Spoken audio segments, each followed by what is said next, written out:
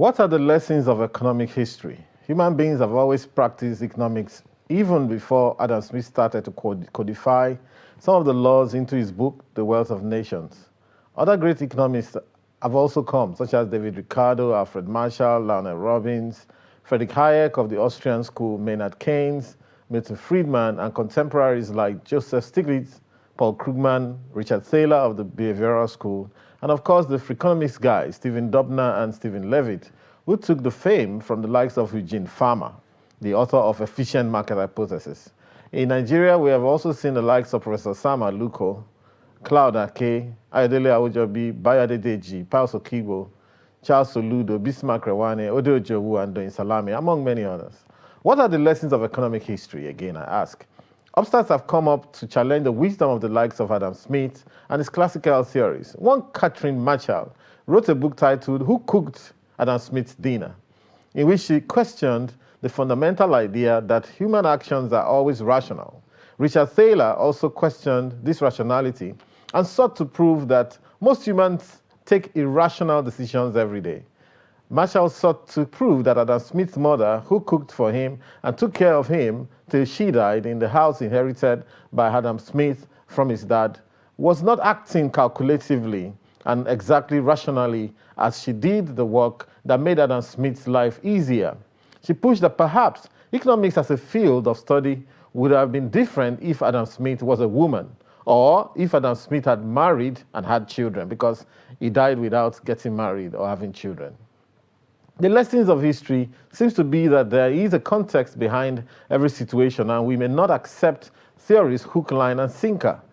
Another lesson is that economics, just like pure science, is subject to innovation based on new information and data. I could also add that most great economists were nationalists who thought and documented according to the circumstances around them. So they wrote for their country.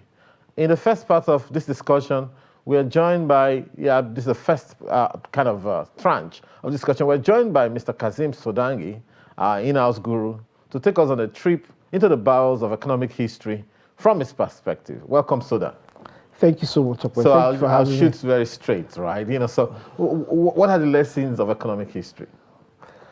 I think, first I'll say thank you. It's a privilege to be here. And I'll say that if by profession, by expertise, I'm not an economist, but it is always good for, I would say, the profession and for the economists to see how we think about them. I think, if nothing, this session is a feedback to how other rational men, think about, economics. I think that the lessons of economic history is that, and it's within the framework that I look at even the learnings and the teachings of Adam Smith, is to tap onto what I will say Hegelian dialectics in understanding that because a truth or a proposition is true in itself, it may not portray or refer to or carry universal truth in all circumstances. Exactly. And I do think that what we've learned in economic history is that there are learnings, there are understandings, there are theories that tend to propound or explain certain circumstances in time, valid and true, based on several externalities, cultures, etc. But they must not be taken as the holy grail for how to think about every political situation or economic or challenges within society at every material time. So I'll say that, as back to your opening, your prologue, I'll say that for Adam Smith, it is important to understand that he tapped on and identified a key strand of economic thought that defined, if you like, a meta perspective of, the market, of the invisible hand, or the distribution of resources, but then again, it clearly does not account for market failures and some of the other things that we have identified as gaps. So perhaps it's to say that he's done some important work, but his work alone we cannot stand as the complete truth. Exactly. Meaning that at some point, we also have to look at it from our perspective and bring on the information. Multiple perspectives. But if I may hack back a little bit. So would economics have been understood differently if Adam Smith was married and had children? Because again, For example, someone may decide that, look, rather than go to work early, I want to play with my children for 30 minutes because they haven't seen me. Now, that is not a calculative thing, because you're not trying to get anything from your children. And I think that's what Richard Thaler, who got the Nobel Prize, I think in 2016, was saying about his behavioral economics, to say that, look, we have to understand how human beings think. And it's not every time we're planning to take, for example, you have come here, we're not paying you for coming here. What are you getting from it? So it's not every time we're trying to maximize utility at all the time. So would economics have been different if it was written by a woman, for example, who think in different ways, or if Adam Smith had got married and had children? There's this school, I don't know if it's Socratic or Plato, that believes that ideas are in the ethers, and that, if you think about it, someone else can reach it. Exactly. I do strongly feel that Adam Smith would have, tapped on it, but anybody else would have arrived, just using the powers of the mind and observation to have identified this rational self-interest as a key component of how markets observe. But then again, taking a view of the whole, whether it is other things like even the Laffer curve, or you take Robert Schiller's narrative economics, and you think about how they're thinking about how these theories are shaping society, or you take efficient market hypothesis as against the behavioral school, and you will find proof if you look for it. Like I said, back to the I do think that he influenced a lot of economic thinking. Right. Or you take, for instance, Milton Friedman's monetarist view, and its obvious challenges and limitations. Would one simply dismiss it often and say that it doesn't have interesting ramifications for how we've thought about and solved economic problems? I do think that also history and the movement of time creates sort of these junctures where we have to repause and have a review of things. And that's what happened with either Maynard Keynes and his fiscal expansion ideas, or even the monetarist guys, and then again even the neoclassical guys, I would say to a lesser degree. So I think that the truth is that everyone has a role to play, and circumstances always lead people to an understanding and lessons, and being able to codify these ideas around what is the organizing idea around how economies. But I do think that it is even, the cultural influences. What we must pay attention to is, in my view, the other, if you like, sociological, social-psychological, cultural, that sort of defined relationships within societies, and how they would have responded to, a different economic ideas. President Ibrahim Babangida was famous for saying that Nigerian system never responds to economic theory, and because it says many times we try this, we try that, it's not doing the same thing that they said it would do in the book. I was going to ask you, let's look at Keynes a little bit. And Keynes was known as a nationalist, and I think some of his thoughts in terms of government intervention when demand, aggregate demand falls, and the need to, kind of stimulate demand for the economy to keep going, was because Britain had just left a world war, and they were looking for things to do. Would it be valid to say economists should think specifically for their country, or is it just a case of reading the textbook and then fostering that on your country, irrespective of circumstance? I do like to think about economics as an imperfect science, as science of some sort, and dismal science. Yes, with the capacity for diagnostics, right? Being able to have prognosis based on facts and observation of society. Do I trust the economics absolutely as the policymaker, or as the panacea, or the one to administer the drug, that would heal society hardly? I think he has a perspective that must be taken in, that must be countenanced, because a lot of other things in human history has shown what Robert Schiller clearly teaches us with narrative economics, that economic conditions can be created from narratives, which is in some cases charisma and leadership. We've seen this in being able to, if you take the rise of China and Deng Xiaoping, and the revolutionary statement about it doesn't matter whether a cat is white or is black. As far as it catches mice, you begin to see where the character and sort of the philosophy and charisma of leaders begin to create strong narratives that change the course. It will not be independent of the diagnosis that of economists saying, look, this is where we are, this is where aggregate demand is, this is where natural unemployment is, this is where we're doing, how we're doing with our currency, this is what our balance of trade, this is what it implies for human capacity development. Economists are important to how the soup is cooked, if I would use local parlance. They are able to identify the ingredients of where we are and give us the baselines. But ultimately, should they administer the drug? I argue no vehemently. I argue that okay, so they shouldn't administer the drug. No, they shouldn't. They shouldn't administer the drug. They can diagnose and say what possible are the situations. So let's bring it closer home.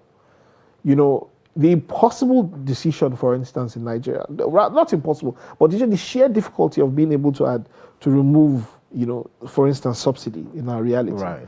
We have seen all the diagnostics that tend to suggest that, if you take away subsidy, you have more money for human capital development, for physical development, and so on and so forth.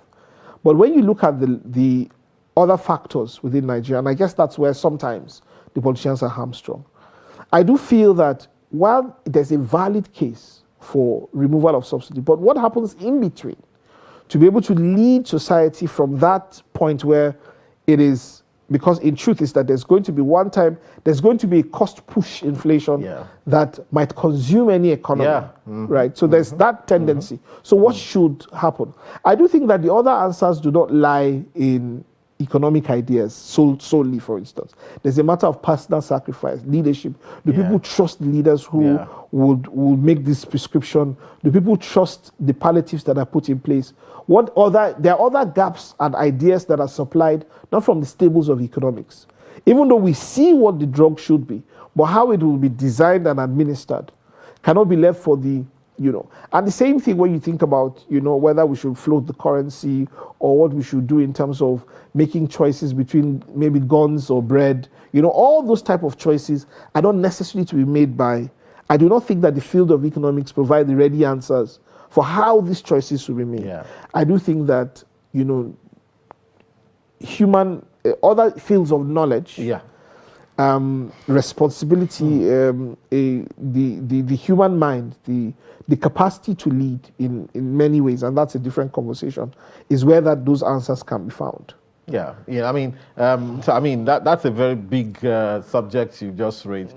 The aspect of social psychology and co. In fact, lately I've been wondering, when I think about Nigeria's corruption problem and all the things that have been put in place, including having a policeman in the name of EFCC and chasing these guys all over the place, I'm thinking, where are our psychologists? There's a psychological problem that makes people want to steal every time they get somewhere. And of course, there are also economic issues as well. For example, on that matter, I ask, here is a country where you want a house, you have to buy a land yourself, cash down, build it from foundation to roofing, paint it and all of that, cash down most of the time. You want a car, you have to take the cash to the dealer and buy cash. And the economies we're competing with are economies where you have to, you pay just a little and then you keep paying. That's the economy, how it works everywhere else in the developed countries, So so if you have to look for all of this cash, maybe sometimes you have to dip your hands here and there. And so we've created a problem for ourselves. So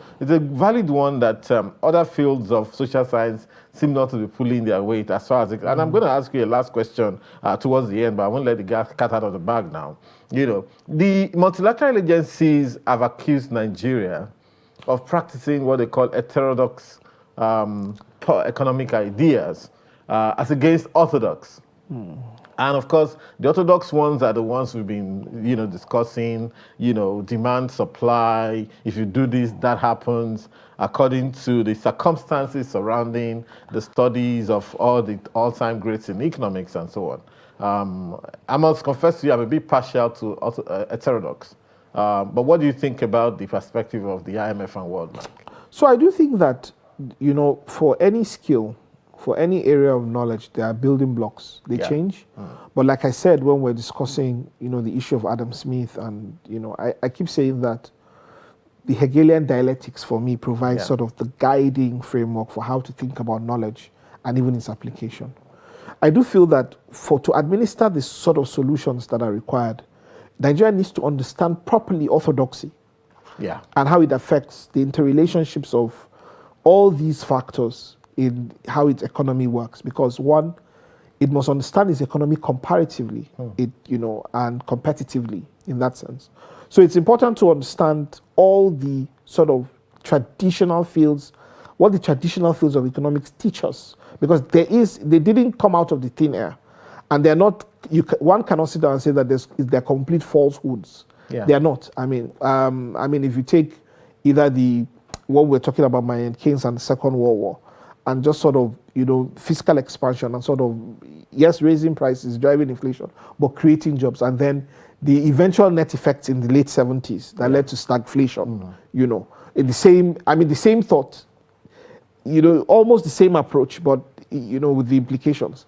So I do feel with their implications, I do feel that it's important that there is even a grounding of a proper understanding from those who are responsible. So for instance, you take what we may consider the printing of money or money financing or whatever it's called, in the lofty field of economics, and the implication on exchange rates, liquidity, inflation and so on and so forth. It must be understood.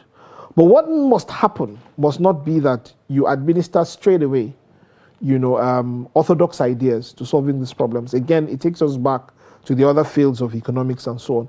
I do feel there's a case for heterodoxy, especially when you have particular situations that are situated within the realities of your cultural, political, your realities. For instance, if you say, for instance, in Nigeria, as we've done, you've had COVID, so all you have to do is the fiscal expansion to create jobs, and we're now seeing the net effect even in the developed world with everywhere. Actually. This, with excess liquidity and supply chain constraints and what has happened and driving inflation like never before. And they're saying, would we do the net off between contracting the economy, taking this very monetarist view of the economy, reducing the supply of money, having to live with a certain level of, what level of unemployment can we live with? When you think about it in terms of inequality, whatever solutions you think about inequality will fall then into things like heterodox, exactly. Hold your thoughts there. I think we're going to continue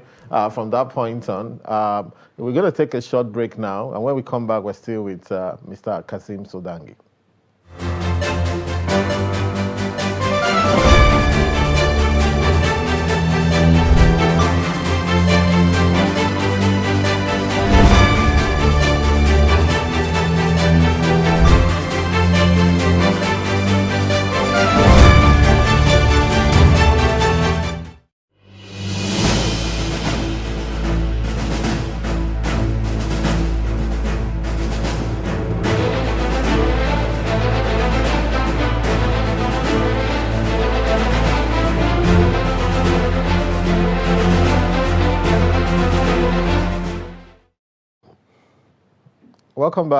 Welcome back, viewers, and we're still on your show, The Nationalist, and we're speaking with Mr. Kasim Sodangi on the subject of economic theory and economic history.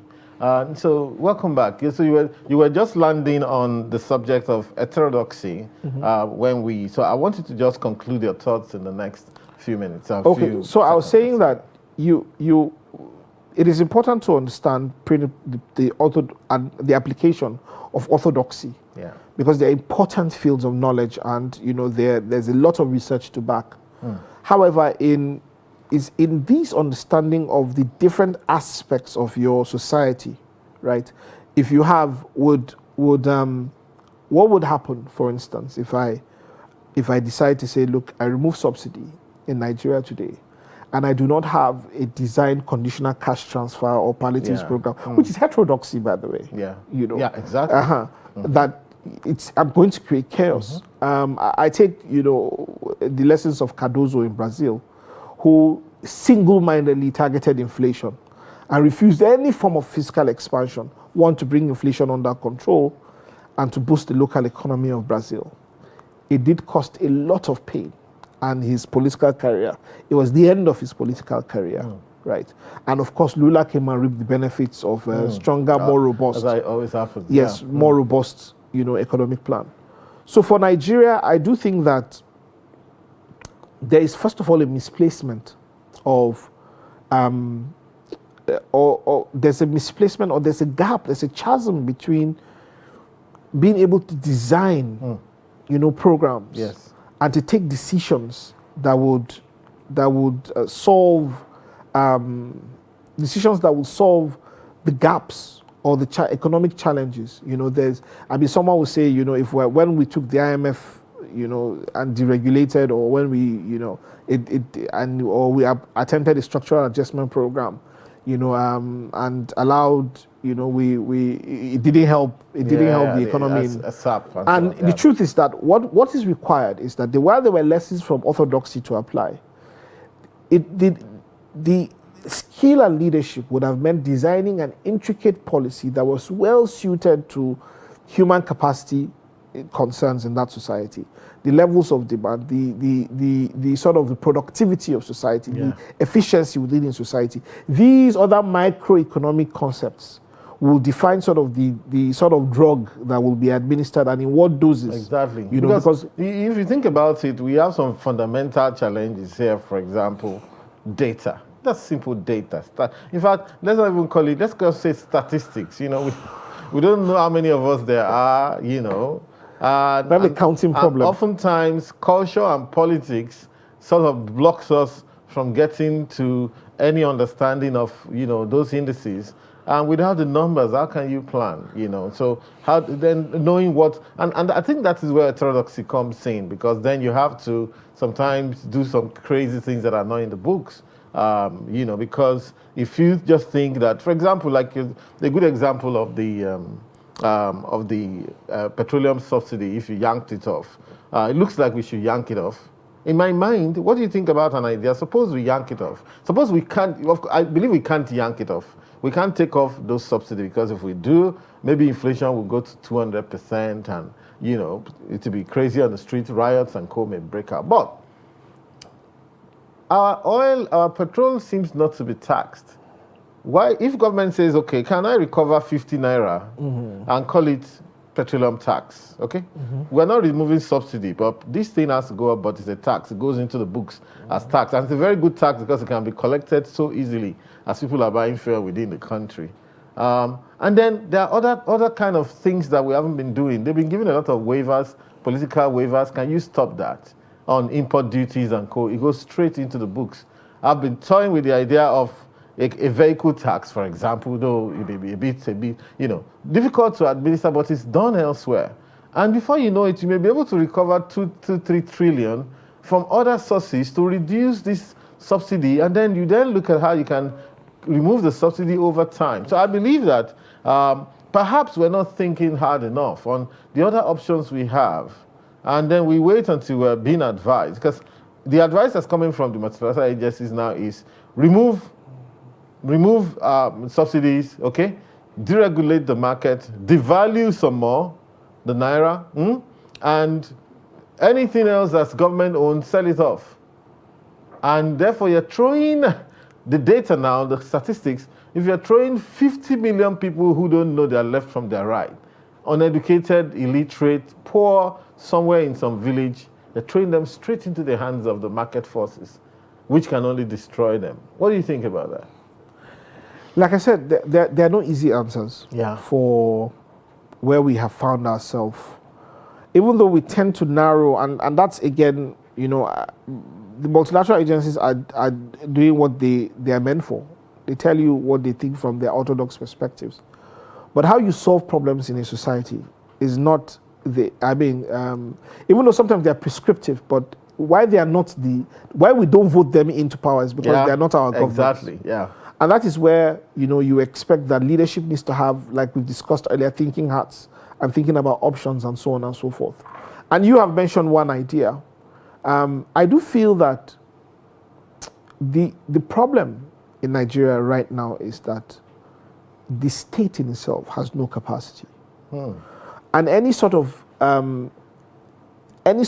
ideas that will want to circumvent the fact that the state has no capacity to deliver anything at all sustainably and in a frugal and efficient manner, is also a waste of time. So whether we want to tax it, we know what we say about our white elephants, for instance, and the revenues that we made from taxes. All the revenues we've made from oil, where is it? So the issue is not even so much about what we do. We can take away, and I think I suspect that's where a lot of Nigerians also have a problem. You can take away these subsidies, but what do you then do with the money? Exactly. Yeah. So there are other deficits. Yes, exactly. So I do think that Nigerians, with the right type of leadership, and societies have shown us that people can take pain if there's trust in the fact that the right things or certain things will be done in such a way.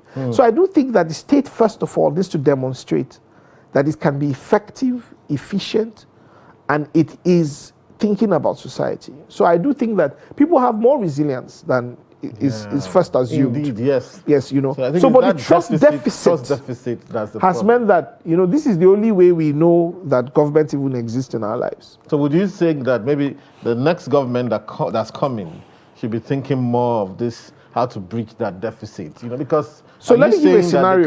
Let me give you a scenario. I do think that, first of all, if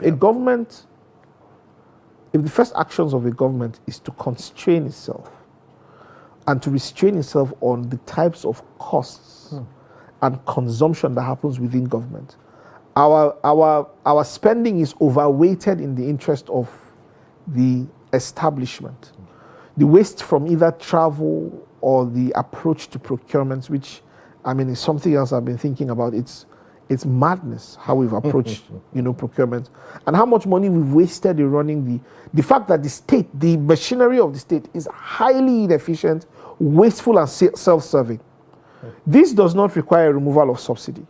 Exactly. If the state itself can demonstrate that with its own resources it can be prudent, right, and it can deliver its services more efficiently, then perhaps we're now creating a situation where Nigerians can begin to weigh whether we trust the government enough to remove the subsidy. I do not think that removal of subsidy is the biggest issue in Nigeria today. Invariably, I do think that the failure of governments and the establishment is what has created this deep distrust, and the fact that nobody, I remember being in a meeting talking to Manufacturers Association and they were talking about, listen, why would we believe that AFCFTA would give us the opportunities that we need when every policy there's been somersaulted. They say this is the policy today, you make investments, they change it the next day. So it's been great time talking to you, and our discussions are still many. We're going to talk about that procurement issue in another edition. This thing we're exploring on economic history and the different theories that have come still has to continue. So thanks for coming. Thank you for having me. We're going to have to drag you down again. I'm sorry. No problem. Thank you very much, viewers. We've been discussing different aspects of economic history and economic theory.